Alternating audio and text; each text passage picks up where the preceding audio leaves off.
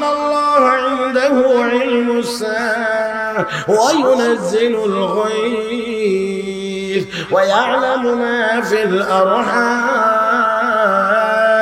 ওয়া মা তাদরি নাফসুম মাযা তাকসিবু গাদা ওয়া মা তাদরি নাফসুম বিআইয়ি আরদিন তামুত ইন্নাল্লাহা আলীমুন খাবীর। আল্লাহ রাব্বুল আলামিন বলেন কিয়ামত কখন হবে এটা একমাত্র আল্লাহ জানেন আর কেউ জানেন না। বৃষ্টি কখন হবে এটা একমাত্র আল্লাহ জানেন আর কেউ জানেন না। মায়ের গর্ভে সন্তান কি হবে না হবে একমাত্র আল্লাহ জানেন আর কেউ জানে না। আগামীকাল মানুষ কি কামাই করবে এটা দুনিয়ার কেউ জানে না। কি খাবে একমাত্র আল্লাহ জানেন। 5 নাম্বার হলো মানুষ কোথায় মৃত্যুবরণ করবে এটা দুনিয়ার কেউ জানে না। কে জানে? আমার ভাইরা আমার বন্ধুরা একটা কথা খেয়াল করে জবাব দিবেন, আগামী 1 ঘন্টা বাঁচবো এমন কোন নিশ্চয়তা আমাদের কারো কাছে? আধা ঘন্টা, 15 মিনিট, 5 মিনিট না, 5 মিনিট সময় বাঁচবো এমন কোন গ্যারান্টি বা নিশ্চয়তা আমাদের কারো কাছে নাই। হে মুসলমান, তাহলে অবশ্যই বিবেক খুলে কথাটা খেয়াল করেন।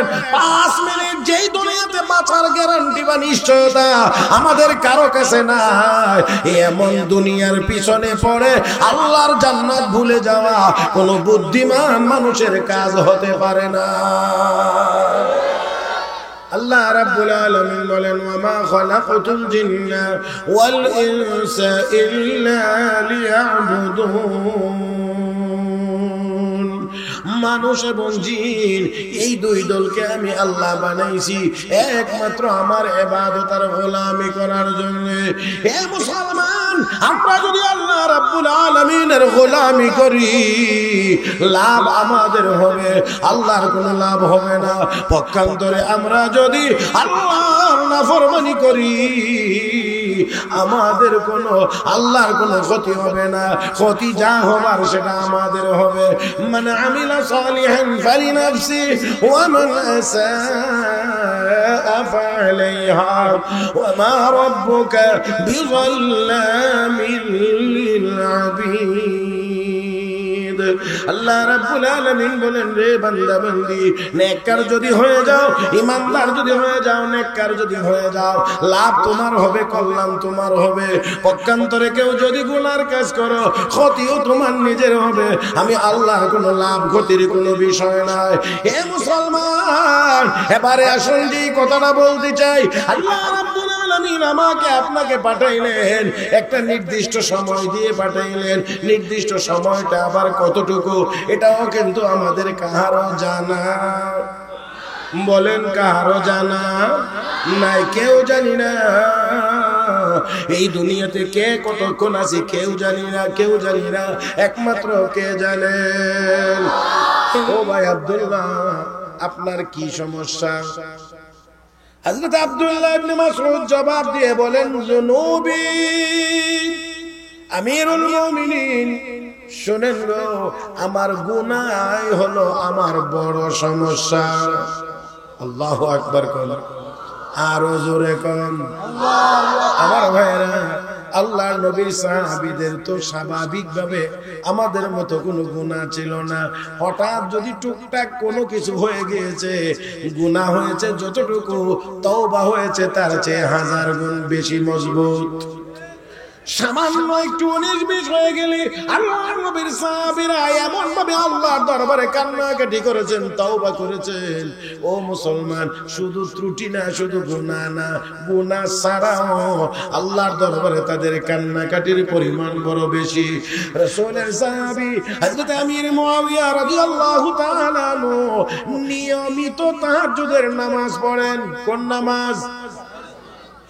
আওয়াজ করে বলেন কোন নামাজ? সকাল 8টার সময় মনে হয় পড়ে। না, রাতের শেষ ভাগে পড়ার উত্তম টাইম। হযরত আমির মুয়াবিয়া রাদিয়াল্লাহু তাআলা আনহু তাহাজ্জুদের নামাজ পড়েন। আমার ভাইরা, একদিন শয়তান এসে বড় মালিশ করে ঘুম পাড়ায়া রাখলেন। তাহাজ্জুদ তার হয় নাই, তাহাজ্জুদ ছুটে গেছে। ফজরের নামাজের সময় তিনি ঘুম থেকে জাগছেন, আর এই জন্য আল্লাহ রাব্বুল আলামিনের দরবারে কান্না শুরু করে দিয়েছেন। হায় হায় হায়, আমার তাহাজ্জুদ কাজা হয়ে গিয়েছে, তাহাজ্জুদ ছুটে গেছে। হে মুসলমান, আমরা তো এখন ফরজ নামাজ ছুটে গেলেও এতটুকু আফসোস লাগে না।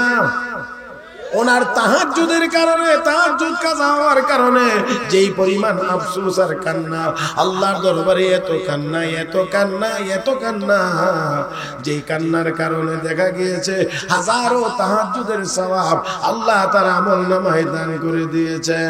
এই জন্য পরের রাত্রিতে যখন ঘুমাইতে গেছেন, ঘুমাইলেন, তাহাজ্জুদের সময় যখন হয়েছে, রাত্র 2:30 3টা যখন বেজেছে, দরজায় কে জানি এসে আওয়াজ করে। হযরত আমির মুয়াবিয়া জিজ্ঞেস করেন, কে তুমি? আমি শয়তান। কেন এসেছো? হুজুর, আপনি কি তাহাজ্জুদ পড়বেন না? এই জন্য জাগাইতে এসেছি। আল্লাহর নবীর সাহাবী কয়, শয়তান, তুই আবার এত ভালো হয়ে গেলে কেমনে? আমাকে তাহাজ্জুদের জন্য জাগাইতে আসলি?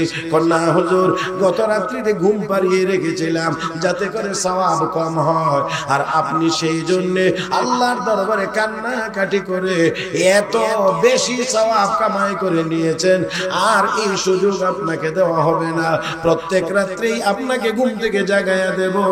তাহাজ্জুদ পড়ে পড়ে যতটুকু পান এতটুকুই ভালো, আর বোনাসের দরকার নাই। তাহলে বোঝা গেল শুধুমাত্র সামান্য গুনাহ হয়ে গেলে তারা আল্লাহর দরবারে কাঁদতে নিয়ে মন না, তাহাজ্জুদ কাজা হয়ে গিয়েছে, এই জন্যও তারা আল্লাহর দরবারে কান্নাকাটি করেছেন। আমার ভাইরা, হযরত আব্দুল্লাহ ইবনে মাসউদ রাদিয়াল্লাহু তাআলা আনহুকে জিজ্ঞাসা করা হয়েছে, ভাই আব্দুল্লাহ, মা তাশতাকি, আপনার কি সমস্যা? উনি জবাব দিলেন, জুনুবি, আমার গুনাহই হলো আমার বড় সমস্যা।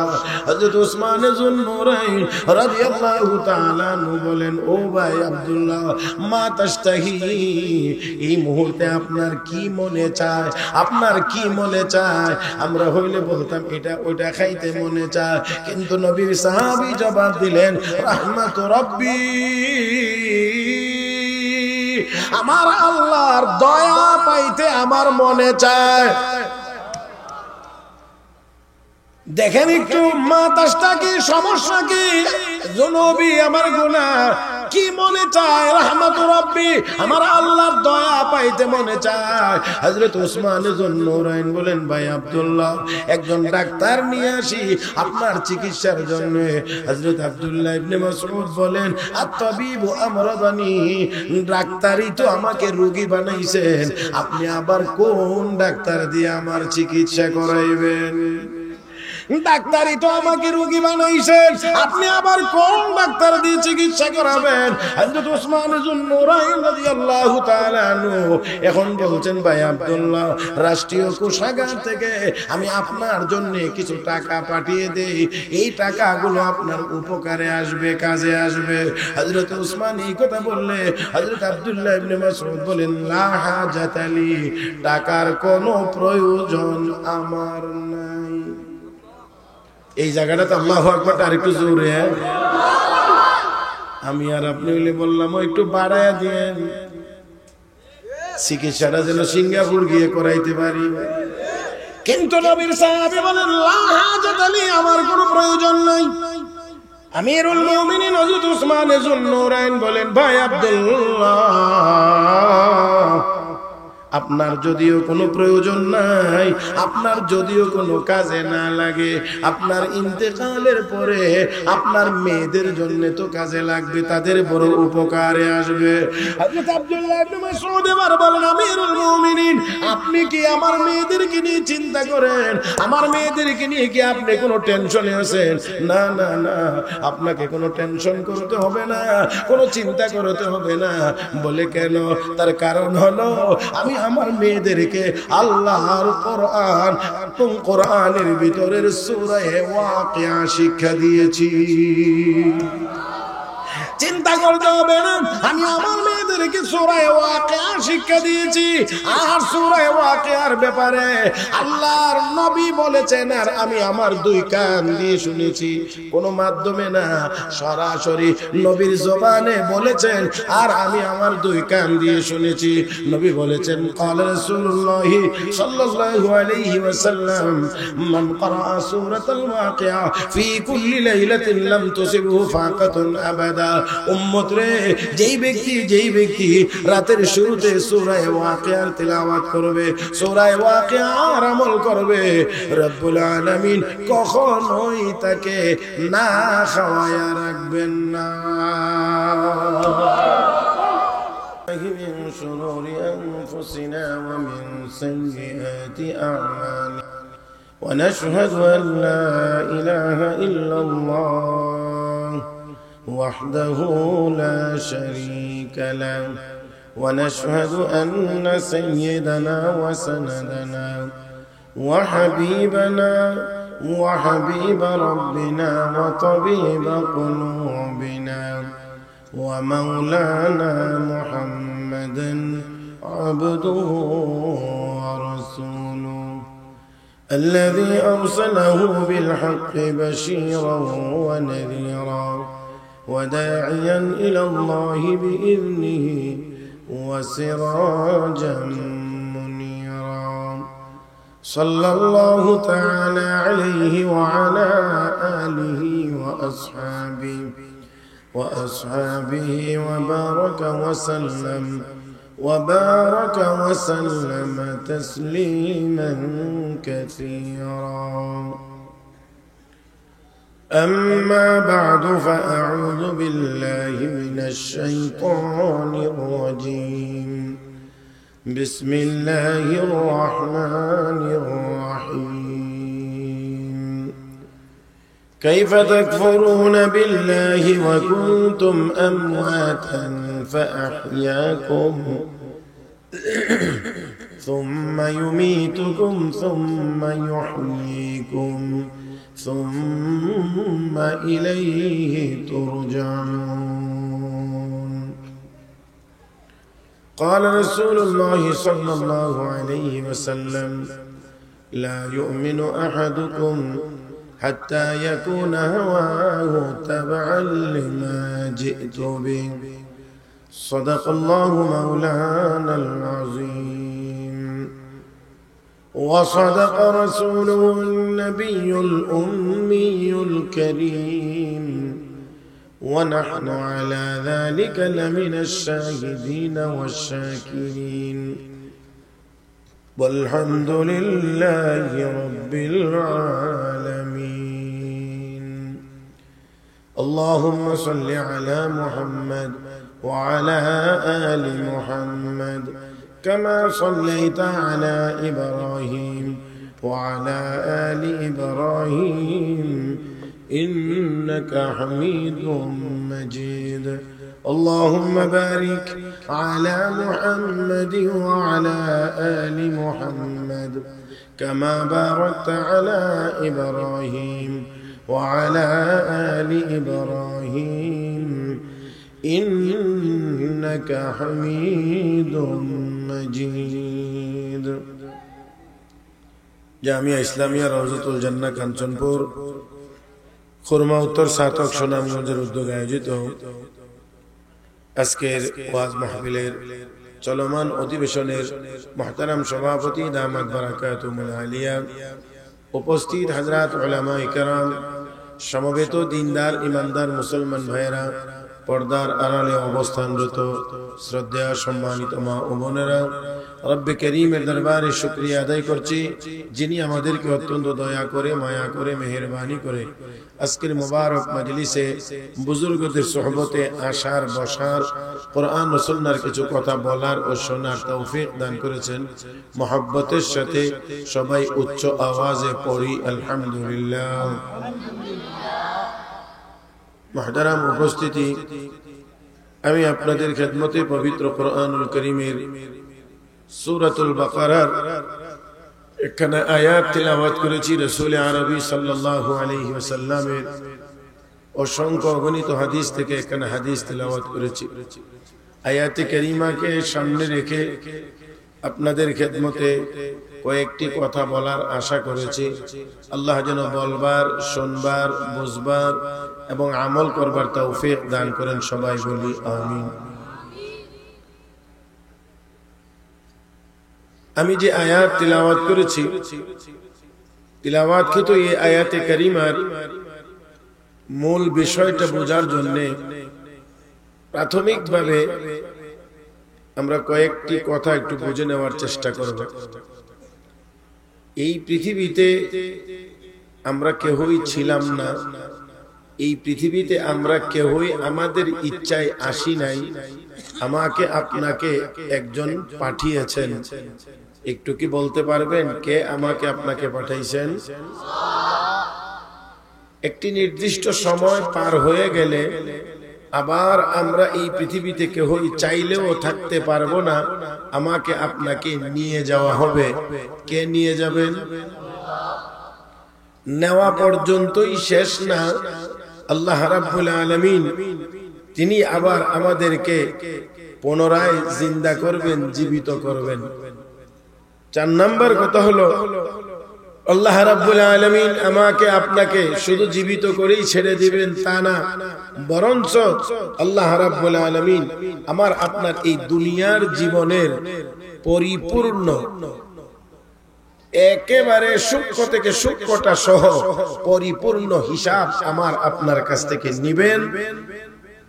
এই হিসাব নেওয়ার মাধ্যমে আল্লাহ রাব্বুল আলামিন চূড়ান্তভাবে ফয়সালা করবেন কে কোথায় যাবে। মোটামুটি ভাবে আমি 4টা কথা আপনাদের খেদমতে বলেছি। আমরা কেউ ছিলাম না, আসি নাই, পাঠাইছেন কে? থাকতে পারবো না, নিয়ে যাবেন কে? নেওয়া পর্যন্তই শেষ না, আবার জীবিত করা হবে। কে করবেন? শুধু জীবিত করবেন এতটুকুই না, হিসাবও নিবেন। কে নিবেন? সবগুলো কাজ কার? তাহলে 1 নাম্বার, আমরা এই দুনিয়াতে ছিলাম না, আমাকে আপনাকে দুনিয়াতে পাঠানো হয়েছে। কেন পাঠাইলেন? কেন বানাইলেন? উদ্দেশ্য নাই না আছে? আওয়াজ করে বলবেন, উদ্দেশ্য নাই না আছে? শুধু খাওয়া দাওয়া, খেলাধুলা, ঘোরাফেরা, এই তামাশার জন্যই দুনিয়াতে পাঠানো হয়েছে না? নিশ্চয়ই না, আমার আল্লাহর উদ্দেশ্য আছে। ওয়ামা খালাকতুল জিন্না ওয়াল ইনসা ইল্লা লিয়াবুদুন। আল্লাহ বলেন মানুষ এবং জিন এই 2 দলকে বানাইছি একমাত্র আমার ইবাদতের জন্য, একমাত্র আমার গোলামি করার জন্য, একমাত্র আমার দাসত্ব করার জন্য। একটু খেয়াল করে সবাই শুনবেন, আশা করি আপনারা মাঝে মাঝে একটু জবাব দিয়ে আমাকে সহযোগিতা করবেন। মুহতারাম হাজিরিন, আমরা এই দুনিয়াতে গোলাম হইব কার? মাশাআল্লাহ, আর একটু মহব্বতে, আমরা গোলাম হইব কার? আল্লাহর। যদি গোলাম হতে পারি, আমরা গোলাম যদি আমরা হতে পারি আল্লাহর, তাহলে সারা পৃথিবীর সমস্ত মাখলুকাতের উপরে আমরা রাজত্ব করতে পারব। শুধু একজনের গোলাম হইতে পারলে সবার উপরে বাদশা হয়ে যাইতে পারবো। কিন্তু দুর্ভাগ্য যে আমরা মুসলমানেরা আল্লাহর গোলাম হতে পারি নাই, যার কারণে সমস্ত মাখলুকাতের উপরে আমরা রাজত্ব করতে পারতেছি না। যারা আল্লাহর গোলাম হতে পেরেছিলেন তারা অবশ্যই অবশ্যই সমস্ত মাখলুকাতের উপরে রাজত্ব করতে পেরেছিলেন। হযরত সাদ ইবনে আবি ওয়াক্কাস রাদিয়াল্লাহু তাআলা আনহু রাতের অন্ধকারে 30,000 সৈনিক নিয়ে যুদ্ধের ঘোড়া নদীর উপর দিয়ে দৌড়িয়েছিলেন। আর একটু মহব্বতে, রাসূলের সাহাবী হযরত ওমর ফারুক রাদিয়াল্লাহু তাআলা আনহু মদিনার মাটি কাঁপতেছিল, এই জন্য লাঠি দিয়ে গুতা দিয়ে বলেন, ইয়া আরদু উসকুনি, হে জমিন থাম। বিশ্ব নবীকে বুকে ধারণ করে তুই কেমন করে নড়াচড়া করিস, থাম। এই যে গুতা দেওয়ার পরে ধমক দিলেন, ভূমিকম্প যে বন্ধ হয়েছে, ১৫০০ বছরের ভিতরে মদিনাতে আর কোনোদিন ভূমিকম্প হয় নাই, কিয়ামত পর্যন্ত আর কোনোদিন হবেও না। রাসূলের সাহাবী হযরত সাফিনা রাদিয়াল্লাহু তাআলা যুদ্ধের ময়দানে একা হয়ে গিয়েছিলেন, কাফেলা ভিন্ন দিকে চলে গেছে, উনি বুঝতে পারেন নাই বাঘ আসতেছে হামলা করার জন্য। আর উনি সেই জায়গাতে দাঁড়িয়ে বাঘকে লক্ষ্য করে বলছিলেন, হে বাঘ, তুই কি আমাকে চিনিস? আমি বিশ্ব নবীর উম্মত, মুসলমান, আমি একজন নবীর সাহাবী, আমি একজন মুসলমান। এই কথা বললে বাঘ এখন আসছে, হামলা করে না, শরীরটা নিচু করে দিয়ে লেজ নাড়ায়া বাঘ এখন ইশারা দিয়ে বুঝাইতে চায় যে আপনি আমার পিঠে সওয়ার হন, আমি আপনাকে আপনার গন্তব্যে পৌঁছায় দেব। উনি বাঘের পিঠে সওয়ার হইলেন, বাঘ উঠলেন, কতটুকু গেল, আবার গিয়ে মাটিতে নাক লাগাইলো, আবার কতটুকু চলছে, আবার গিয়ে নাক লাগাইছে, আবার চলছে, আবার নাক লাগাইছে। কেন এই নাক লাগানো, মাটিতে নাক লাগায় কেন বাঘ? মুহতারাম হাজরিন, নাক লাগানোর কারণ হলো বাঘের কাছে তো আর আধুনিক রাডার নাই, কম্পিউটার নাই, কোনো নেটওয়ার্ক নাই।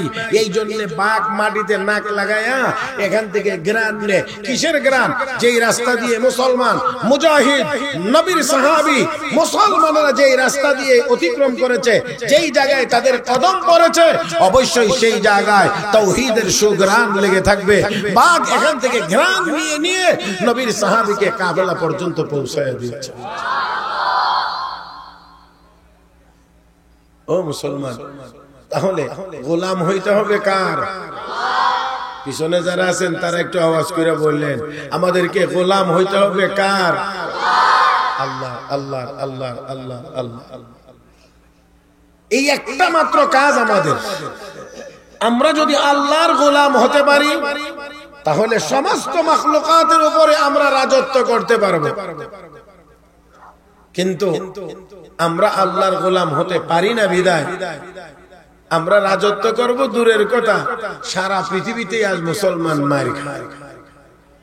সারা পৃথিবীতেই মুসলমান আজ অসহায়, সারা পৃথিবীতে মুসলমান আজ নির্যাতন আর নিপীড়নের শিকার। কেন? কারণ কি? আমরা আল্লাহর গোলাম হতে পারি নাই। গোলাম হতে পারলে আল্লাহর ওয়াদা আছে।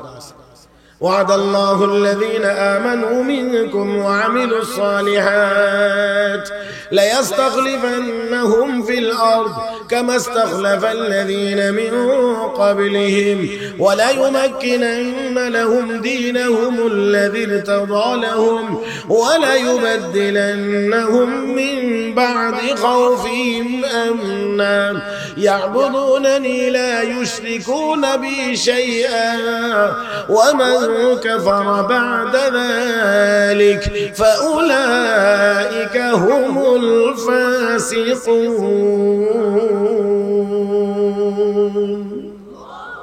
আল্লাহ বলেন, তোমরা যদি আমার গোলাম হয়ে যেতে পারো, ঈমান আনতে পারো, নেক আমল করতে পারো, আমি আল্লাহর ওয়াদা হলো সারা পৃথিবীর শাসন ক্ষমতা আমি আল্লাহ ঈমানদারদের হাতে দান করব।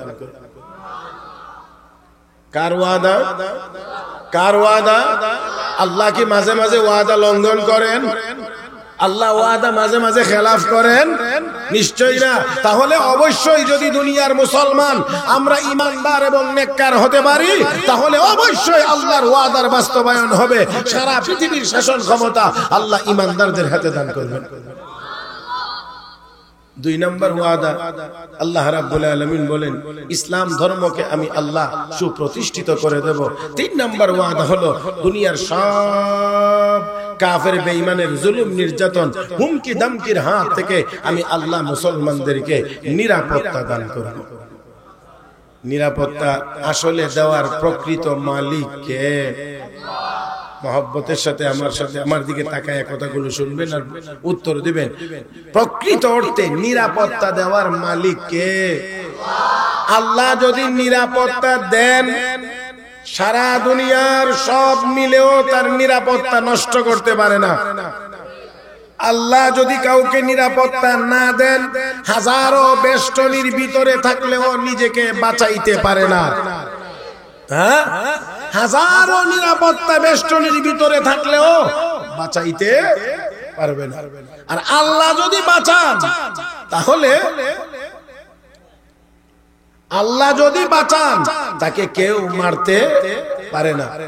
সবার আমাদের জানা আছে পরিচিত কথা, হযরত মূসা আলাইহিস সালাতু ওয়াস সালামকে হত্যা করার চিন্তা এবং তার বাস্তবায়ন মূসা নবী দুনিয়াতে আসার পরে ফেরাউন করে নাই, ফেরাউন করেছিল মূসা নবী দুনিয়াতে আসার আগে থেকে।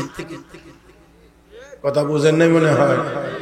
মূসা আলাইহিস সালামকে মারবার জন্য এমন না মূসা আলাইহিস সালাম দুনিয়াতে আসার পরে, বরঞ্চ শুধুমাত্র জানতে পেরেছে একটা বাচ্চা আসবে দুনিয়াতে, এর দ্বারা আপনার এই ক্ষমতা শেষ হয়ে যাবে। এই জন্য কয় তাহলে বনি ইসরাইল গোত্রে কোন বাচ্চা জন্ম নিলেই ছেলে যদি হয় জন্ম নেওয়া মাত্রই হত্যা। এবার একটু খেয়াল করেন, যে কোনো বাচ্চা জন্মগ্রহণ করে ছেলে হইলেই ফেরাউনের গোয়েন্দা বিভাগের লোক সব জায়গায় জায়গায় জায়গায় জায়গায় জায়গায় সেটিং দেওয়া। যেই মাত্র শুনে কোনো বাচ্চা ছেলে জন্ম নিয়েছে সাথে সাথেই তাকে নিয়ে হত্যা করে ফেলে। এইভাবে করে এক দুইজন নয়, শত শত নয়, হাজার হাজার হত্যা করেছে। মূসা আলাইহিস সালাতু ওয়াস সালাম উনাকে শুধুমাত্র মারবার জন্য, তো তার উপদেষ্টারা এক পর্যায়ে একটা সময় গিয়া বলছেন, আপনি যে এইভাবে মারতে শুরু করছেন, খালি মারেন মারেন, বাচ্চা জন্ম নিলেই হত্যা করে ফেলেন, তো ভবিষ্যতে তো আমাদের কাজের জন্য কোনো লোক পাওয়া যাবে না, কারণ এরাই তো আমাদের কাজ কাম করবে, তো কাজের জন্য তো আর কোনো লোক পাওয়া যাবে না, তো কি করতে হবে? একটা কাজ করেন। বলে কি? 1 বছর রাখেন আর 1 বছর কাটেন। কথা বুঝছেন না? 2024 সালে তো কাটাকাটি করছেন, তো 25 সালটা নিরাপদ ঘোষণা করেন। 25 সালে আর কোনো বাচ্চাকে আপনি হত্যা করবেন, তাহলে একটা বছর ফাঁক, আবার 26-এ গিয়া কাটাকাটি মারামারি। এখন দেখেন, আমরা আমাদের স্বাভাবিক দৃষ্টিকোণ থেকে যদি চিন্তা করি তাহলে আমরা বলবো এই নিরাপদ বছরে মূসা আলাইহিস সালামকে আল্লাহ দুনিয়াতে পাঠিয়ে দিলে তাহলে আর কাটাকাটির সিরিয়ালে পড়লো না। কিন্তু আল্লাহ কয় না না, আমি যদি এই নিরাপদ বছরে আমার মূসাকে পাঠাই তাহলে আমার যে শক্তি, আমার যে কুদরত, এই কুদরতের তো কলঙ্ক হয়, কারণ এতে বোঝা যায় যে এরা মারতে চাইলে আমি আল্লাহ বাঁচাইতে পারি না। এই জন্য আমি নিরাপদ বছরে মূসা নবীকে পাঠাইলাম। এই জন্য আল্লাহ কয় না না না, এই বছরে মূসা আলাইহিস সালামকে পাঠানো হবে না। মূসা আলাইহিস সালামকে যেই বছর ফেরাউন কাটবে সেই বছরে পাঠাইবো, আর নিরাপদ বছরে মূসা আলাইহিস সালামের বড় ভাই হারুন আলাইহিস সালামকে দুনিয়াতে আল্লাহ পাঠাইয়া দিয়েছে। এই বছর কোনো কি নাই, বাচ্চা হইলেও কোনো কাটবে না, মারবে না, হত্যা করবে না। এই নিরাপদ বছরে হারুন আলাইহিস সালামকে আল্লাহ পাঠাইছেন। এখন যেই বছরে তারা মারবে কাটবে সেই বছরে মূসা আলাইহিস সালাতু ওয়াস সালামকে আল্লাহ রাব্বুল আলামিন দুনিয়াতে প্রেরণ করবেন। ও মুসলমান, একটু খেয়াল করেন, সাধারণত মায়েরা গর্ভবতী হলে শারীরিক কিছু পরিবর্তন দেখা যায়, কিন্তু মূসা আলাইহিস সালাতু ওয়াস সালামের মা যদিও গর্ভবতী ছিলেন কিন্তু বাহ্যিকভাবে সেই আলামত তার মধ্যে তেমন প্রকাশ পায় নাই। মুহতারাম হাজিরিন, কিন্তু তারপরেও আল্লাহ রাব্বুল আলামিনের এই বান্দি বড় টেনশন, বড় পেরেশানির মধ্যে ছিলেন। বাচ্চা জন্মগ্রহণ করলেই তো জালেমরা এসে হত্যা করে ফেলবে। আল্লাহ রাব্বুল আলামিন বলেন, হে মূসার মা, টেনশনের কোনো কারণ নাই, চিন্তার কোনো কারণ নাই। তুমি তোমার সন্তানকে জন্মের পরে তুমি দুধ পান করাইবা। ভয় যখন আসবে, যখন দেখবা সমস্যা, তখন নদীতে বক্সের ভিতরে ভরে পাঠাইয়া দেবা। ঘটনা বলা আমার উদ্দেশ্য না। মূসা আলাইহিস সালামের মার কলবটাকে আল্লাহ রাব্বুল আলামিন আরশে আজিম থেকে ডাইরেক্ট নিয়ন্ত্রণ করেছেন। যদি নিয়ন্ত্রণ না করতেন, মহিলা মানুষ কোন সময় গিয়ে যে কোন জায়গাতে এক চিৎকার মারতো, এক চিৎকারে সব ফাঁস হয়ে যেত। আল্লাহ রাব্বুল আলামিন মূসা আলাইহিস সালাতু ওয়াস সালামের মায়ের কলবের ভিতরে এই কথা জাগায় দিয়েছে, হে মূসার মা, টেনশনের কোনো কারণ নাই, ভয়ের কোনো কারণ নাই। তুমি যখন দেখবা যে অবস্থা ভালো না, একটা বক্সের ভিতরে ভরে সন্তানকে সমুদ্রে ভাসিয়ে দিবে, ভয়ের কারণ নাই। আমি আল্লাহ ওয়াদা করলাম, লা তাখাফি ওয়া লা তাহজানি রাদ্দুহু ইলাইকা ওয়া জাইলুহু মিনাল মুরসালিন। ও মুসার মা, আমি ওয়াদা দিলাম তোমার সন্তান তোমার কোলে ফিরিয়ে দেব। আমি আল্লাহ তোমার সন্তানকে পয়গম্বর বানাইব। মুসা আলাইহিস সালামের মা তাই করলেন, ফেরাউনের ঘাট পর্যন্ত নিয়েছে, আল্লাহ সেখানে নিয়ে পৌঁছাইছেন। আমার মূল কথাটা হলো এখানে একেবারে বাড়িতে নিছেন, এখন বাচ্চা লালন পালন করার জন্য দুধ খাওয়াইতে হবে। এখন দুধ খাওয়াইবে, কার দুধ খাওয়াইবে? কারণ এখানে তো তখন ডিব্বা ডাব্বা নাই। নিশ্চয়ই কোন বাচ্চাওয়ালি মায়ের দুধ খাওয়াইতে হবে। এখন যাকে আনে, আল্লাহ আবার মুসা আলাইহিস সালামের কলবে এই কথা জানাই দিয়েছে, সাবধান, অন্য কোন মহিলার দুধ পান করা যাবে না। এবার কেউ দুধ পান করে না। বড় অস্থির সময় সর্বশেষ মুসা আলাইহিস সালামের মা যখন সামনে হাজির হইছে, হাজির হওয়ার পরে যখন এইভাবে করে সব বাচ্চার দিকে হাত বাড়াইছে, এবার মুসা আলাইহিস সালাম তার মায়ের কোলের দিকে দৌড়াইয়া যাইতে শুরু করছে, আর গিয়েই দুধ পান করা শুরু করছে। এখন পুরা রাজ দরবারে আনন্দের বন্যা। এখন ফেরাউন কয়, এই তুমি কে, কোথায় থেকে আসছো জানি না, তবে আমার রাজপ্রাসাদে থাকবা, এখানে থেকে এই বাচ্চাকে লালন পালন করবা, তোমার থাকা খাওয়া যাবতীয় সবকিছুর ব্যবস্থা করে দেওয়া হবে। এখন ওই মহিলা মুসা আলাইহিস সালামের মা, তিনি কিন্তু পরিচয় দেন না যে উনিই মা। এখন বলছেন যে মহারাজ, আমার পক্ষে আপনার বাড়িতে থেকে এই বাচ্চার লালন পালন সম্ভব না। যদি আপনি লালন পালন করাইতে চান তাহলে আমাকে দিয়ে দিলে আমি আমার বাড়িতে রেখে আপনার বাচ্চাটাকে যত্ন সহকারে লালন পালন করব। আল্লাহ রাব্বুল আলামিন বলেন, মুসার মা, তোমার বাচ্চাকে তো তুমি নিজে দুধ পান করাইতা ফ্রি, সেবা যত্ন করতা ফ্রি, খাওয়াইতা ফ্রি, পড়াইতা ফ্রি। আমি আল্লাহ ফেরাউনের ঘাটটা একটু ঘুরাইয়া দিলাম, আর তুমি এবার এই ঘুরাইয়া দেওয়ার মাধ্যমে তোমার বাচ্চাকে তুমি লালন পালন করলা। ফাঁকে দিয়ে ফেরাউনের বাড়ি থেকে, ফেরাউনের ঘর থেকে, রাষ্ট্রীয় কোষাগার থেকে তোমার জন্য আমি আল্লাহ বেতনের ব্যবস্থা করে দিলাম। মুহতারাম হাজিরিন, আমার বলার মূল কথাটা হলো, আল্লাহ যদি বাঁচান, সর্বমোট আমার লম্বা করে কথা বলা উদ্দেশ্য নয়, ঘটনা একেবারে পরিচিত। মুসা আলাইহিস সালাতু সালামের গর্দানের উপরে হত্যার তরবারি মোট 9 বার গেছে, 9 বার। আর আমার আল্লাহ 9 বারই মুসা আলাইহিস সালাতু সালামকে হেফাজত করেছেন। মুসা নবীকে হত্যা করতে পারে নাই। তাতে করে বোঝা গেল, আল্লাহ যদি বাঁচান দুনিয়ার কেউ মারতে পারে না, আর আল্লাহ যদি মারেন দুনিয়ার কেউ বাঁচাইতে পারে না। মুহতারাম হাজিরিন, এই বিশ্বাস যদি আমাদের থাকে যে আল্লাহ বাঁচাইলে দুনিয়ার কেউ মারতে পারে না, আর আল্লাহ মারলে দুনিয়ার কেউ বাঁচাইতে পারে না, তাহলে অবশ্যই এই মুসলমান দুনিয়ার কোন কাফের বেঈমানের সামনে মাথা নত করতে পারে না। আল্লাহ আমাদেরকে বুঝার তৌফিক দান করুন। আসুন, আমার বলার যে কথাগুলো, সেই কথাগুলো একেবারেই সোজা সামনের দিকে আগাই। আল্লাহ আমাকে আপনাকে দুনিয়াতে প্রেরণ করেছেন, উদ্দেশ্য নাই না আছে? আমরা গোলামি করব কার?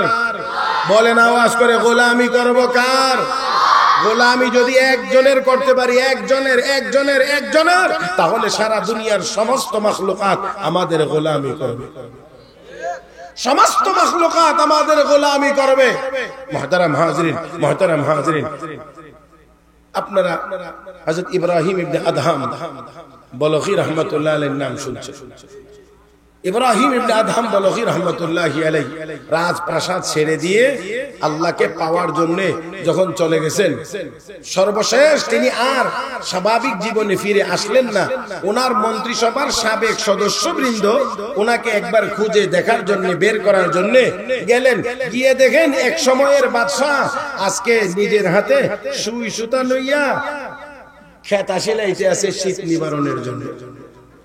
আশ্চর্য হয়ে সবাই বলতে আছেন, ও ইব্রাহিম, রাজত্ব ছেড়ে দিলেন, সিংহাসন ছেড়ে দিলেন, আর ছেড়ে দিয়ে আসলেন আজকে আপনার এই নিদুর অবস্থা, আপনাকে এখন সুই সুতা দিয়ে খেতা সেলাইতে হবে। জলদি করে আসেন, আপনি আবার আপনার সিংহাসনে চলে যাবেন, রাজত্ব করবেন। ইব্রাহিম ইবনে আদম বলেন, না না, আমি আর ওই সিংহাসনে ফেরত যেতে চাই না, যেখানে গিয়ে বসে হুকুম দিলে কেউ মানে না, কেউ হুকুম মানে না, কেউ আদর করে, কেউ তো ঘৃণা করে, কেউ প্রশংসা করে, কেউ তো আবার গালিগালাজ করে। এজন্য আমার রাজত্বে আমি আর ফিরে যেতে চাই না। তোমরা একটু সামান্য দেখে যাও আমার আল্লাহ আমাকে কেমন রাজত্ব দান করেছেন, কেমন রাজত্ব। এই কথা বলেই উনি ওনার হাতের সুইটা নদীতে নিক্ষেপ করে দিলেন। অতঃপর ডাক দিয়ে বলেন, রে নদীতে বসবাসকারী প্রাণীরা, তোমরা আমার সুইটা আমাকে ফিরিয়ে দাও। এই কথা বলতেই 1000 মাছ স্বর্ণের সুই নিয়ে নদীর কিনারায় হাজির হয়ে গেছে। আমার ভাইরা 1000 মাছ স্বর্ণের সুই নিয়ে নদীর কিনারায় হাজির। আমার বন্ধুরা তিনি বললেন, না না, আমি তো স্বর্ণের সুই নিক্ষেপ করি নাই, আমি লোহার সুই নিক্ষেপ করেছিলাম, আমারটা কোথায়, আমারটা ফিরিয়ে দাও। এই কথা বলতে আরেকটা মাছ ওনার হাতের নিক্ষেপ করার সুইটা ওনার হাত পর্যন্ত পৌঁছায়া দিয়েছেন। চিৎকার মেরে এখন আল্লাহু আকবার। আমার ভাইরা, আমার বন্ধুরা, তাহলে আসুন, এটা অস্ত্রের জোরে না, এটা টাকা পয়সার জোরে না, এটা চেয়ার আর গদির জোরে না, এটা ছিল ঈমান আর নেক আমলের জোরে, আল্লাহর গোলামির জোরে। আল্লাহ, আপনারা কি আমার কথা বুঝেন না নাকি? তাহলে আরেকটু ঠিক বেঠিকটা আরেকটু বড় হইতো। কথা বুঝেন নাই? এটা টাকার জোরে হয় নাই, অস্ত্রের জোরে হয় নাই, এটা হয়েছিল আল্লাহর গোলামির জোরে। যে যত বড় আল্লাহর গোলাম হবে, দুনিয়ার অন্যান্য মাখলুক তত তার গোলাম হবে। আপনারা হযরত ইমাম আহমদ ইবনে হাম্বল রাহমাতুল্লাহি আলাইহির নাম শুনছেন। ইমাম আহমদ ইবনে হাম্বল রাহমাতুল্লাহি আলাইহি এত বড় আল্লাহর গোলাম ছিলেন, যার কারণে অবস্থাটা কি দেখেন, উনার সময়ে উনার আশেপাশে মানুষের যদি জিনে ধরত, অনেকের জিন টিনে ধরে না, জিনে যদি ধরত, জিনে ধরা রোগী ইমাম আহমদ ইবনে হাম্বলের কাছে গিয়ে যদি বলতেন যে হযরত আমাদের এখানে একজনকে জিনে ধরছে, তো উনি বলতেন, পায়ের থেকে জুতাটি খুলে দিয়ে বলতেন, এই জুতাগুলো নিয়ে যাও, নিয়া ওই রোগীর সামনে এমনি করে ধরবা। ইমাম আহমদ ইবনে হাম্বলের এই জুতা এই জিনে ধরা রোগীর সামনে এইভাবে নিয়ে ধরলে এই যে জিন ছেড়ে চলে যাইতো, আর কোনোদিন এই মানুষের কাছে জিন আসতো না। আরো আসতে শুধু জুতা দেখাইলেই হইতো, শুধু জুতাটা দেখাইলেই হইতো। মুহতারাম হাজরিন, চিন্তা করতে হবে যে অনেক আমাদের দেশে বর্তমানে যারা কবিরাজি টবিরাজি করে, জিনেরা তো অনেক কবিরাজিও সাইজ করে কথা কথা, হ্যাঁ, অনেকের তো সাইজ করে আলা। আর উনি বলছেন যে আমার জুতাটা নিয়ে দেখাও, মাত্র জুতা দেখাইছেন, জুতা। আর এই জুতা দেখানোর কারণে জিন যে চলে গেছে, আর কোনোদিন এই রোগীর কাছে ফিরে আসে না। তাহলে এই ব্যক্তিটা আল্লাহ রাব্বুল আলামিনের দরবারে কি পরিমাণ আল্লাহর কাছে কবুল হয়েছিলেন। হে মুসলমান, সেই আল্লাহ এখনো আছে। আমরা যদি আল্লাহর গোলাম হতে পারি, দুনিয়ার কেউ আমাদের সামনে মাথা উঁচু করে দাঁড়াতে পারবে না। আমরা যদি কোরআন সিনায় গ্রহণ করতে পারি, কোরআন ওয়ালা যদি হতে পারি, কোরআন অনুযায়ী যদি আমল করতে পারি, তাহলে অবশ্যই 200 কোটি মুসলমান পৃথিবীতে 60 লাখ ইহুদির সামনে মাথা নত করতে হবে না।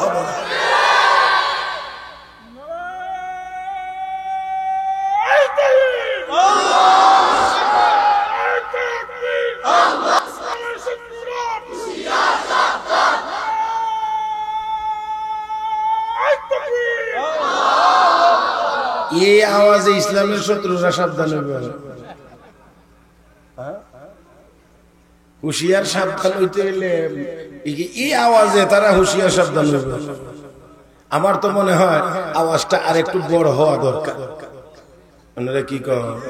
হ্যাঁ, হুশিয়ার সাবধান হওয়ার মতো আওয়াজ না হইলে তো হুশিয়ার সাবধান হবে না। হ্যাঁ, তবে আরেকটা কথা হলো, এই সিনার ভিতরে যদি শক্তি না থাকে তাহলে আওয়াজও কিন্তু বড় হবে না, অ্যাকশন হবে না। কথা কয় না অ্যাকশন হবে না, কারণ অ্যাকশন তখনই হবে যখন সিনার ভিতরে আল্লাহর কালাম থাকবে। দেখেন রাসূল বলছেন ইন্নাল্লাযী লাইসা ফি জাওফিহি শাইউম মিনাল কুরআন কাল বাইতিল খারিব। আমার নবী কয় যার সিনার ভিতরে কোরআনের কিছু অংশ নাই, কিচ্ছু নাই, একবারে খালি, তাহলে এটা হলো ওই ঘরের মতো যেই ঘরে কোনো মানুষ থাকে না। আপনারা চিন্তা করেন, যেই ঘরে বা যেই রুমে কোনো মানুষ বসবাস করে না, সেই রুমে অন্যান্য প্রাণীরা এসে রুমটা দখল করে। এমনকি মাকড়সার মতো এত দুর্বল প্রাণী, সেও পুরা ঘরটারে মশারি বানায়।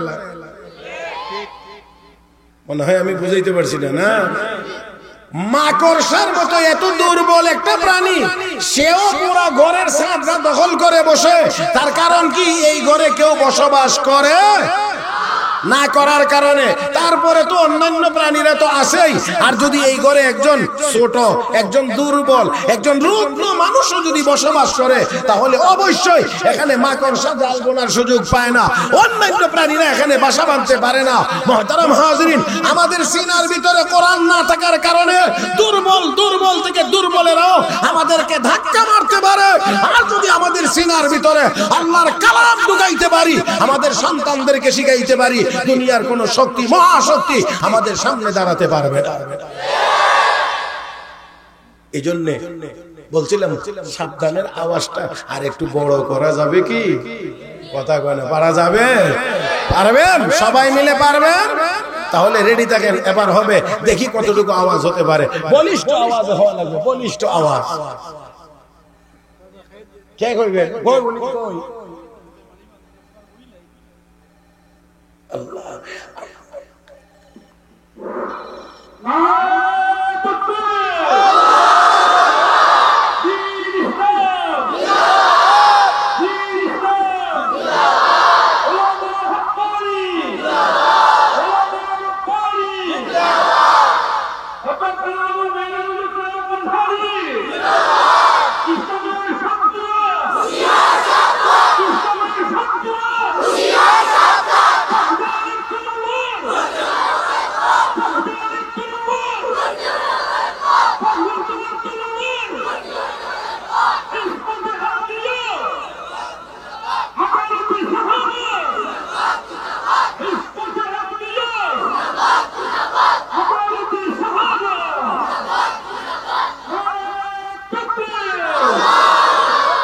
মাশাআল্লাহ, মাশাআল্লাহ। এবারের আওয়াজে বোঝা যায় কিছু সাবধান হবে। কথা কয় না? এবারের আওয়াজে বোঝা যায় কিছু সাবধান হবে, হবে, হবে, আর হতেই হবে। এই বাংলাদেশ হাজার হাজার মাদ্রাসার দেশ, লক্ষ লক্ষ আলেম ওলামার দেশ, হযরত শাহজালাল, শাহ পরান, শাহ মখদুম সহ 360 আউলিয়ার দেশ। আমার ভাইয়েরা, 5 লাখের উপরে মসজিদের দেশ বাংলাদেশ। এই বাংলাদেশে কোরআনের বিরুদ্ধে কেউ ষড়যন্ত্র করবে, এটা এক মুহূর্তের জন্যও বরদাস্ত করা হবে না। মুহতারাম হাজিরিন, আল্লাহ আমাদের সবাইকে তৌফিক দান করুন। তো বলছিলাম আমরা দুনিয়ায় ছিলাম না, কে পাঠাইছেন? আওয়াজ করে বলেন, কেন পাঠাইছেন? আল্লাহ রাব্বুল আলামিন বলেন, ওয়া মা খালাকাতুল জিন্না ওয়াল ইনসা ইল্লা লিয়াবুদুন। মানুষ এবং জিন এই দুই দলকে আমি আল্লাহ বানাইছি একমাত্র আমার ইবাদত আর গোলামি করার জন্য। হে মুসলমান, আমরা যদি আল্লাহ রাব্বুল আলামিনের গোলামি করি, লাভ আমাদের হবে, আল্লাহর কোনো লাভ হবে না। পক্ষান্তরে আমরা যদি আল্লাহর নাফরমানি করি, আমাদের কোনো আল্লাহর কোনো ক্ষতি হবে না, ক্ষতি যা হবার সেটা আমাদের হবে। মান আমিলা সালিহান ফালিনাফসি ওয়া মান আসাআ ফাআলাইহা ওয়া মা রাব্বুকা বিযাল্লামিল লিল আবিদ। হবে। আল্লাহ রাব্বুল আলামিন বলেন, রে বান্দা বান্দি, নেককার যদি হয়ে যাও, ইমানদার যদি হয়ে যাও, নেককার যদি হয়ে যাও, লাভ তোমার হবে, কল্যাণ তোমার হবে। পক্ষান্তরে কেউ যদি গুনার কাজ করো, ক্ষতিও তোমার নিজের হবে। আমি আল্লাহর কোনো লাভ ক্ষতির কোনো বিষয় নাই। হে মুসলমান, এবারে আসুন যে কথাটা বলতে চাই, আল্লাহ রাব্বুল আলামিন আমাকে আপনাকে পাঠাইলেন, একটা নির্দিষ্ট সময় দিয়ে পাঠাইলেন। নির্দিষ্ট সময়টা আবার কতটুকু, এটাও কিন্তু আমাদের কারো জানা। বলেন, কারো জানা নাই, কেউ জানি না। এই দুনিয়াতে কে কতক্ষণ আছে কেউ জানি না, কেউ জানি না, একমাত্র কে জানেন। ইন্নাল্লাহা ইনদাহু ইলমুস সাআ ওয়া ইউনাজ্জিলুল গায়ব ওয়া ইয়া'লামু মা ফিল আরহাম وما تدري نفس ماذا تكسب غدا وما تدري نفس بأي أرض تموت إن الله عليم خبير। আল্লাহ রাব্বুল আলামিন বলেন, কিয়ামত কখন হবে এটা একমাত্র আল্লাহ জানেন, আর কেউ জানেন না। বৃষ্টি কখন হবে এটা একমাত্র আল্লাহ জানেন, আর কেউ জানেন না। মায়ের গর্ভে সন্তান কি হবে না হবে একমাত্র আল্লাহ জানেন, আর কেউ জানে না। আগামীকাল মানুষ কি কামাই করবে এটা দুনিয়ার কেউ জানে না, কি খাবে একমাত্র আল্লাহ জানেন। 5 নাম্বার হলো মানুষ কোথায় মৃত্যুবরণ করবে এটা দুনিয়ার কেউ জানে না, কে জানে? আমার ভাইরা, আমার বন্ধুরা, একটা কথা খেয়াল করে জবাব দিবেন, আগামী 1 ঘন্টা বাঁচবো এমন কোন নিশ্চয়তা আমাদের কারো কাছে? আধা ঘন্টা, 15 মিনিট, 5 মিনিট না, 5 মিনিট সময় বাঁচবো এমন কোন গ্যারান্টি বা নিশ্চয়তা আমাদের কারো কাছে নাই। হে মুসলমান, তাহলে অবশ্যই বিবেক খুলে কথাটা খেয়াল করেন। 5 মিনিট যেই দুনিয়াতে বাঁচার গ্যারান্টি বা নিশ্চয়তা আমাদের কারো কাছে নাই, এমন দুনিয়ার পিছনে পড়ে আল্লাহর জান্নাত ভুলে যাওয়া কোন বুদ্ধিমান মানুষের কাজ হতে পারে না। বুদ্ধিমান মানুষের কাজ এটা হতে পারে না। যেই দুনিয়ার পিছনে আমি দৌড়াচ্ছি, এই দুনিয়াতে 5 মিনিট সময় বাঁচার কোনো গ্যারান্টি আমার যেখানে 5 মিনিট বাঁচতে পারবো না, সেই দুনিয়া জমানোর জন্য এত ব্যস্ত কেন? এত ব্যস্ত কেন? এত ব্যস্ত কেন? কত মানুষ কত টাকা জমাইছে, কিন্তু দুনিয়া ছেড়ে চলে যাইতে হয়েছে। আরে দুনিয়া ছেড়ে চলে যাওয়া তো আরো পরে, দুনিয়াতে থাকা অবস্থায়ও তো অনেকের এই টাকাই তার জন্য বড় বিপদের কারণ হয়ে দাঁড়াইছে। কথা কয় না, কথা কয় না, মনে হয় বুঝেন নাই নাকি? বিপদের কারণ হয়ে দাঁড়াইছে। এত টাকা কামাই করছে, এত টাকা হিসাব নাই, নিজেও বলতে পারবে না তার কত টাকা, কত টাকা, কত টাকা। কিন্তু অবস্থা এমন, অবস্থা এমন, চুরের মতো ধরা পড়ে। আল্লাহ আমাদের সবাইকে হেদায়েত নসিব করুন। মুহতারাম হাজিরিন, এই জন্য টাকা পয়সা, ধন দৌলত, বাড়ি গাড়ি, কোনটার সাথে বা কোনটার ভিতরে ইজ্জত সম্মানের কোন ব্যবস্থা, বলেন ব্যবস্থা নাই। ইজ্জত আর সম্মানের ব্যবস্থা হলো দ্বীনের সাথে, ঈমানের সাথে, নেক আমলের সাথে, কোরআনের সাথে, হাদিসের সাথে, মসজিদের সাথে, মাদ্রাসার সাথে। এই জন্য কোরআনের ইলম যাদের ভিতরে থাকে, দ্বীন যাদের মধ্যে থাকে, দুনিয়াদাররা কখনোই তাদের সাথে কুলাইতে পারে না। তার কারণ হলো দুনিয়ার জিনিস পচা, পচা, কম দামি, আর কোরআনের ইলম দামি। এজন্য হযরত আলী কাররামাল্লাহু ওয়াজহা বড় চমৎকার বলেছেন, রাজিনা কিসমাতাল জাব্বারি ফিনা লানা ইলমুন ওয়ালিল আ'দাই মালুন ফাইন্নাল মালা يفنى عن قريب وإن العلم يبقى لا يزول আল্লাহর বন্টনে আমরা খুশি, মহা খুশি। আল্লাহ কাফের বেঈমানদেরকে দণ্ডদণ্ড টাকা পয়সা দিয়ে রাখছেন, আর আল্লাহ আমাদেরকে কোরআনের ইলম দান করেছেন। এই কোরআনের ইলম পাইয়া আমরা মহা খুশি, মহা খুশি, মহা খুশি। ভাইরা দেখেন, অন্যরা মনে মনে ভাবে আরে মোল্লা মৌলবীরা মিয়া সাহেবের কাছে টাকা পয়সা বেশি নাই, কিন্তু তারপরেও আমি বলি হ্যাঁ টাকা পয়সা বেশি নাই, কথা ঠিক আছে, কিন্তু তারপরেও দেখবেন মোল্লা মৌলবীরা যতটা আনন্দের সাথে এই দুনিয়ার জীবন অতিক্রম করছে, বহু শিল্পপতিরাও এতটা আনন্দের সাথে দুনিয়ার জীবন পার করতে পারে না। আল্লাহ যাক, আমি আপনাদেরকে শেষ সময়ে একটা ছোট্ট ঘটনা শোনাইতে চাই। একেবারে আমার চোখের দিকে তাকায়া শুনবেন বলে আমি আশা করি। একদম আমার চোখের দিকে মনোযোগ সহকারে। মুহতারাম হাজরিন, রাসূলের সাহাবী হযরত আব্দুল্লাহ ইবনে মাসউদ রাদিয়াল্লাহু তাআলা আনহু অত্যন্ত বড় মাপের সাহাবী। নবীর সাহাবীদের মধ্যে যারা বড় আলেম ছিলেন, যারা বড় ফকিহ ছিলেন, যারা বড় মুজতাহিদ ছিলেন, এমন একজন সাহাবীর নাম হযরত আব্দুল্লাহ ইবনে মাসউদ রাদিয়াল্লাহু তাআলা আনহু। বিশ্ব নবী একদিন বলছেন, আব্দুল্লাহ ইকরা আলাইয়াল কুরআন, আব্দুল্লাহ তুমি কোরআন তেলাওয়াত করো, আমি তেলাওয়াত শুনব। হযরত আব্দুল্লাহ ইবনে মাসউদ বলেন, আকরাউ আলাইকাল কুরআন ওয়া কাদ উনজিলা আলাইক, নবী আপনার উপরে কোরআন নাযিল হইছে আর আমি নি আপনারে তেলাওয়াত করে শুনাইতাম। কোরআন তো আপনার উপরে নাযিল হয়েছে, আমি আপনাকে তেলাওয়াত করে শোনাইবো। নবী আব্দুল্লাহ আমি না বলছি তুমি তেলাওয়াত করবে, আমি শুনবো। আর কোনো কথা বাড়াইলেন না। হযরত আব্দুল্লাহ ইবনে মাসউদ তেলাওয়াত শুরু করলেন।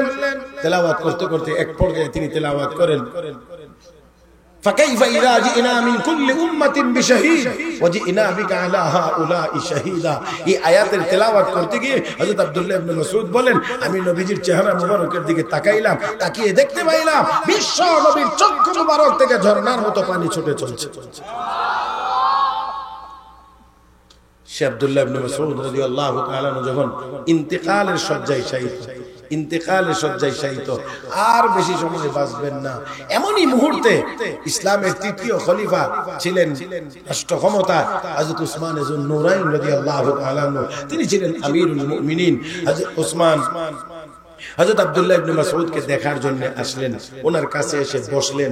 বসার পরে এবার কথাবার্তা শুরু হয়েছে। হযরত উসমান ইবনে নূরাইন জিজ্ঞাসা করতেছেন, এই জায়গাটা থেকে একেবারে সবাই একটু আমার দিকে তাকান তো, একটু সোজা হন, একেবারে তালবাড়া সহ, ডাইন বাম না, একদম সোজা আমার দিকে তাকাইবেন। জি এক কারণ ওরা চলাচলবে না, একেবারে হৃদয়ের কান দিয়ে শুনবেন। হযরত উসমান ইবনে নূরাইন জিজ্ঞেস করেন, মা তাশতাকি, ও ভাই আব্দুল্লাহ আপনার কি সমস্যা? মরণের সময়, এই অসুস্থতার সময় জিজ্ঞেস করলে সবাই তো আমরা বিভিন্ন রোগ ব্যাধির কথাই বলি, এই সমস্যা ওই সমস্যা, এই রোগ ওই রোগ এই রোগ। আর হযরত আব্দুল্লাহ ইবনে মাসউদকে হযরত উসমান ইবনে নূরাইন বলছেন, মা তাশতাকি, ও ভাই আব্দুল্লাহ আপনার কি সমস্যা? হযরত আব্দুল্লাহ ইবনে মাসউদ জবাব দিয়ে বলেন, জুনুবি, আমিরুল মুমিনিন শুনেন গো, আমার গুনাহ হলো আমার বড় সমস্যা। আল্লাহু আকবার কোন, আরো জোরে কোন। আমার ভাইরা, আল্লাহর নবীর সাহাবীদের তো স্বাভাবিকভাবে আমাদের মতো কোনো গুনাহ ছিল না। হঠাৎ যদি টুকটাক কোনো কিছু হয়ে গিয়েছে, গুনাহ হয়েছে যতটুকু, তওবা হয়েছে তার চেয়ে 1000 গুণ বেশি মজবুত। সামান্য একটু 19-20 হয়ে গেলে আল্লাহর নবীর সাহাবীরা এমন ভাবে আল্লাহর দরবারে কান্নাকাটি করেছেন, তওবা করেছেন। ও মুসলমান, শুধু ত্রুটি না, শুধু গুনাহ না, গুনাহ ছাড়াও আল্লাহর দরবারে তাদের কান্নাকাটির পরিমাণ বড় বেশি। রাসূলের সাহাবী হযরত আমির মুয়াবিয়া রাদিয়াল্লাহু তাআলা নিয়মিত তাহাজ্জুদের নামাজ পড়েন। কোন নামাজ? আওয়াজ করে বলেন, কোন নামাজ? সকাল 8টার সময় মনে হয় পড়ে, না, রাতের শেষ ভাগে পড়ার উত্তম টাইম। হযরত আমির মুয়াবিয়া রাদিয়াল্লাহু তাআলা আনহু তাহাজ্জুদের নামাজ পড়েন। আমার ভাইরা, একদিন শয়তান এসে বড় মালিশ করে ঘুম পাড়ায়া রাখলেন। তাহাজ্জুদ তার হয় নাই, তাহাজ্জুদ ছুটে গেছে। ফজরের নামাজের সময় তিনি ঘুম থেকে জাগছেন, আর এই জন্য আল্লাহ রাব্বুল আলামিনের দরবারে কান্না শুরু করে দিয়েছেন। হায় হায় হায়, আমার তাহাজ্জুদ কাজা হয়ে গিয়েছে, তাহাজ্জুদ ছুটে গেছে। হে মুসলমান, আমরা তো এখন ফরজ নামাজ ছুটে গেলেও এতটুকু আফসোস লাগে না। ওনার তাহাজ্জুদের কারণে, তাহাজ্জুদ কাজা হওয়ার কারণে যেই পরিমাণ আফসোস আর কান্না, আল্লাহর দরবারে এত কান্না, এত কান্না, এত কান্না, যেই কান্নার কারণে দেখা গিয়েছে হাজারো তাহাজ্জুদের সওয়াব আল্লাহ তার আমলনামায় দান করে দিয়েছেন। এই জন্য পরের রাত্রিতে যখন ঘুমাইতে গেছেন, ঘুমাইলেন, তাহাজ্জুদের সময় যখন হয়েছে, রাত্র 2:30 3টা যখন বেজেছে, দরজায় কে জানি এসে আওয়াজ করে। হযরত আমির মুয়াবিয়া জিজ্ঞেস করেন, কে তুমি? আমি শয়তান। কেন এসেছো? হুজুর, আপনি কি তাহাজ্জুদ পড়বেন না? এই জন্য জাগাইতে এসেছি। আল্লাহর নবীর সাহাবী কয়, শয়তান, তুই আবার এত ভালো হয়ে গেলে কেমনে? আমাকে তাহাজ্জুদের জন্য জাগাইতে আসলি? না হুজুর, গত রাত্রিতে ঘুম পাড়িয়ে রেখেছিলাম যাতে করে সওয়াব কম হয়, আর আপনি সেই জন্য আল্লাহর দরবারে কান্নাকাটি করে এত বেশি সওয়াব কামাই করে নিয়েছেন, আর এই সুযোগ আপনাকে দেওয়া হবে না। প্রত্যেক রাত্রেই আপনাকে ঘুম থেকে জাগায়া দেব। তাহাজ্জুদ পড়ে পড়ে যতটুকু পান এতটুকুই ভালো, আর বোনাসের দরকার নাই। তাহলে বোঝা গেল শুধুমাত্র সামান্য গুনাহ হয়ে গেলে তারা আল্লাহর দরবারে কাঁদতে নিয়ে এমন না, তাহাজ্জুদ কাজা হয়ে গিয়েছে এই জন্যও তারা আল্লাহর দরবারে কান্নাকাটি করেছেন। আমার ভাইরা, হযরত আব্দুল্লাহ ইবনে মাসউদ রাদিয়াল্লাহু তাআলা আনহুকে জিজ্ঞাসা করা হয়েছে, ভাই আব্দুল্লাহ, মা তাশতাকি, আপনার কি সমস্যা? উনি জবাব দিলেন, জুনুবি, আমার গুনাহই হলো আমার বড় সমস্যা। হযরত উসমান যুন্নুরাইন রাদিয়াল্লাহু তাআলা আনহু বলেন, ও ভাই আব্দুল্লাহ, মা তাশতাহি, এই মুহূর্তে আপনার কি মনে চায়? আপনার কি মনে চায়? আমরা হইলে বলতাম এটা ওইটা খাইতে মনে চায়, কিন্তু নবীর সাহাবী জবাব দিলেন, রাহমাতু রাব্বি, আমার আল্লাহর দয়া পাইতে আমার মনে চায়। দেখেন একটু, মা তাশতাকি, সমস্যা কি? জুনুবি, আমার গুনাহ। কি মনে চায়? রাহমাতু রাব্বি, আমার আল্লাহর দয়া পাইতে মনে চায়। হযরত উসমান যুন্নুরাইন বলেন, ভাই আব্দুল্লাহ, একজন ডাক্তার নিয়ে আসি আপনার চিকিৎসার জন্য। হযরত আব্দুল্লাহ ইবনে মাসউদ বলেন, আত-তাবিবু আমরাদানি, ডাক্তারই তো আমাকে রোগী বানাইছেন, আপনি আবার কোন ডাক্তার দিয়ে আমার চিকিৎসা করাইবেন? ডাক্তারই তো আমাকে রোগী বানাইছেন, আপনি আবার কোন ডাক্তার দিয়ে চিকিৎসা করাবেন? হযরত উসমান যুন্নুরাইন রাদিয়াল্লাহু তাআলা আনহু এখন বলছেন, ভাই আব্দুল্লাহ, রাষ্ট্রীয় কোষাগার থেকে আমি আপনার জন্য কিছু টাকা পাঠিয়ে দেই, এই টাকাগুলো আপনার উপকারে আসবে, কাজে আসবে। হযরত উসমান এই কথা বললে হযরত আব্দুল্লাহ ইবনে মাসউদ বলেন, লা হাজাতা লি, টাকার কোনো প্রয়োজন আমার নাই। এই জায়গাটাতে আল্লাহু আকবার, আর একটু জোরে। আমি আর আপনি হইলে বললাম, একটু বাড়ায়া দেন, চিকিৎসাটা যেন সিঙ্গাপুর গিয়ে করাইতে পারি। কিন্তু নবীর সাহাবী বলেন, লা হাজাত আলী, আমার কোনো প্রয়োজন নাই। আমিরুল মুমিনিন হযরত উসমান যুন্নুরাইন বলেন, ভাই আব্দুল্লাহ, আপনার যদিও কোনো প্রয়োজন নাই, আপনার যদিও কোনো কাজে না লাগে, আপনার ইন্তেকালের পরে আপনার মেয়েদের জন্য তো কাজে লাগবে, তাদের বড় উপকারে আসবে। হযরত আব্দুল্লাহ ইবনে মাসউদ এবার বলেন, আমিরুল মুমিনিন, আপনি কি আমার মেয়েদেরকে নিয়ে চিন্তা করেন? আমার মেয়েদেরকে নিয়ে কি আপনি কোনো টেনশনে আছেন? না না না, আপনাকে কোনো টেনশন করতে হবে না, কোনো চিন্তা করতে হবে না। বলে কেন? তার কারণ হলো, আমি আমার মেয়েদেরকে আল্লাহর কোরআন এবং কোরআনের ভিতরের সূরা ওয়াকিয়া শিক্ষা দিয়েছি। চিন্তা করতে হবে না, আমি আমার মেয়েদের তোমাদেরকে সূরা ওয়াকিয়া শিক্ষা দিয়েছি। আর সূরা ওয়াকিয়ার ব্যাপারে আল্লাহর নবী বলেছেন, আর আমি আমার দুই কান দিয়ে শুনেছি, কোন মাধ্যমে না, সরাসরি নবীর জবানে বলেছেন, আর আমি আমার দুই কান দিয়ে শুনেছি। নবী বলেছেন, ক্বালা রাসূলুল্লাহ সাল্লাল্লাহু আলাইহি ওয়াসাল্লাম, মান ক্বারা সূরাতাল ওয়াকিয়া ফি কুল্লি লাইলাতিন লাম তুসিবহু ফাকাতুন আবাদা। উম্মত রে, যেই ব্যক্তি রাতের শুরুতে সূরা ওয়াকিয়ার তিলাওয়াত করবে, সূরা ওয়াকিয়ার আমল করবে, রব্বুল আলামিন কখনোই তাকে না খাওয়ায়া রাখবেন না। ও আমিরুল মুমিনিন, নবীর জবানে আমি আমার কান দিয়ে শুনছি, নবী বলছেন যে ব্যক্তি সূরা ওয়াকিয়ার আমল করবে সে না খেয়ে থাকবে না। আজকে রিজিকের অভাব, অনটন, সূরা ওয়াকিয়ার আমল শুরু করেন। ঘরে গিয়ে বলবেন, মহিলাদেরকে বলবেন, ছোট ছোট বাচ্চা যারা আছে তাদেরকে বলবেন, যাতে করে মাগরিবের নামাজের পরে এই সূরার আমল করে, ইনশাআল্লাহ আপনার অভাব দূর হয়ে যাবে। মুহতারাম হাজিরিন, তাহলে আসুন বলছিলাম, দেখেন নবীর সাহাবী, টাকা নাই, পয়সা নাই, কোনো কিছুই নাই, এই কথা বলেন নাই, তারপরেও আমার একটু টাকা পয়সা বাড়াইয়া দেন বা আমাকে দেন। টাকার প্রস্তাব দিয়েছে, তিনি বলছেন লা হাজাত আলী, আমার দরকার নাই, আপনার মেয়েদের উপকারে আসবে। এখানেও আপনার কোনো চিন্তা নাই। কেন? আমি আমার মেয়েদেরকে কোরআনের সূরা ওয়াকিয়া শিক্ষা দিয়েছি, আমার মেয়েদেরকে আমি কোরআন শিখাইছি। হযরত ওমর ইবনে আব্দুল আজিজ রাহমাতুল্লাহ আলাইহিকে বলা হয়েছিল, আপনার এতগুলো ছেলে, আপনি তাদের জন্য কি রেখে যাচ্ছেন? হযরত ওমর ইবনে আব্দুল আজিজ বলছিলেন, আমি প্রত্যেককে কোরআন শিক্ষা দিয়ে গিয়েছি, তারা যদি কোরআন অনুযায়ী চলতে পারে, দুনিয়ার আখিরাত কোনো জায়গাতে তারা আটকাইবে না। দেখা গিয়েছে তার ইন্তেকালের পরে তার যতজন সন্তান ছিল সবাই এক একটা প্রদেশের গভর্নর নিযুক্ত হয়েছে। মুহতারাম হাজিরিন, তাই আসুন বলতে চাই যে কথাটা, সেটা হলো এই, যতক্ষণ পর্যন্ত আমরা দ্বীনের পথে না আসবো, আর দ্বীনের পথে দ্বীন কোনটা ঈমান, কোনটা নেক আমল, কোনটা গুনাহ, কোনটা সওয়াব, এটা যদি ঠিক করতে হয়, নির্ণয় করতে হয়, গুনাহ থেকে যদি বাঁচতে হয়, সওয়াবের কাজ যদি করতে হয়, তাহলে অবশ্যই ইলমের দরকার হবে, আর ইলম যদি অর্জন করতে হয়, তাহলে অবশ্যই রাউজাতুল জান্নাত, এই মাদ্রাসা, কাঞ্চনপুর মাদ্রাসার মতো মাদ্রাসারও দরকার হবে। কথা বুঝেন না? মাদ্রাসারও দরকার হবে।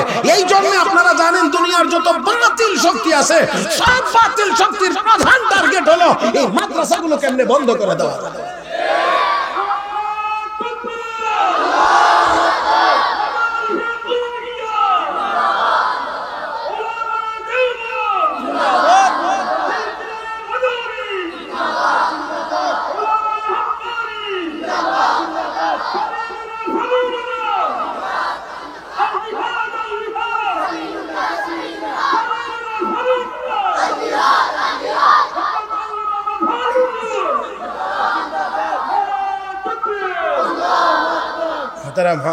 মুহতারাম হাজিরিন, দুনিয়ার সব জালেমেরা, সব কাফের বেঈমানেরা সব সময় তাদের টার্গেট থাকে এই কোরআনের প্রতিষ্ঠান কেমনে বন্ধ করে দেওয়া যায়। কারণ এটা যদি বন্ধ করে দেওয়া যায়, এই মিয়া আপনি একটু বুঝেননি, মেইন সুইচ বন্ধ করলে আর বাকি সুইচগুলো আলাদা করে বন্ধ করা লাগে নাকি? ঘরের ভিতরে 20টা লাইট আছে, কথার কথা, বিভিন্ন রুমে মিলাইয়া 20টার জন্য 20টা সুইচ আছে, 10টা ফ্যান আছে, 10টার জন্য 10টা সুইচ আছে, 30টা সুইচ আছে, 30টা টিপতে অনেকক্ষণ লাগবে। আর যদি শুধু মেইন সুইচটা অফ করে দেওয়া যায়, একবারে সব বন্ধ। এই জন্য জালেমরা কয়, একজন করে আর একটা করে ধরে লাভ নাই। মেইন সুইচটা যদি বন্ধ করে দেওয়া যায়, তাহলে এমনিতেই মুসলমান খতম হয়ে যাবে। এই জন্য মেইন সুইচ তারা বুঝে, এটা হলো কোরআনের শিক্ষা, এটা যতদিন থাকবে তাদের মধ্যে পাওয়ার ততদিন থাকবে। এই জন্য সব জালেমরা খালি এই মাদ্রাসাটি বন্ধ করে দিতে। এই জন্য আমাদের সময় এখন সোচ্চার হওয়া। সব যাইতে পারে কিন্তু কোরআন যাইতে পারে না, সব চলে যাইতে পারে, ঈমান চলে যাইতে পারে না, সব বাদ দেওয়া যাইতে পারে, আল্লাহ এবং আল্লাহর রাসূলকে বাদ দেওয়া যাইতে পারে। তাহলে এই মাদ্রাসার পাশে আমাদেরকে থাকতে হবে, থাকবো তো ইনশাআল্লাহ। কে কে থাকবেন? তুই হাত তুলে আল্লাহকে দেখান তো। নারে তাকবীর! আল্লাহ তুমি সবগুলো হাতকে কবুল করো, মঞ্জুর করো, জোরে বলেন আমিন। জি, আমরা জানি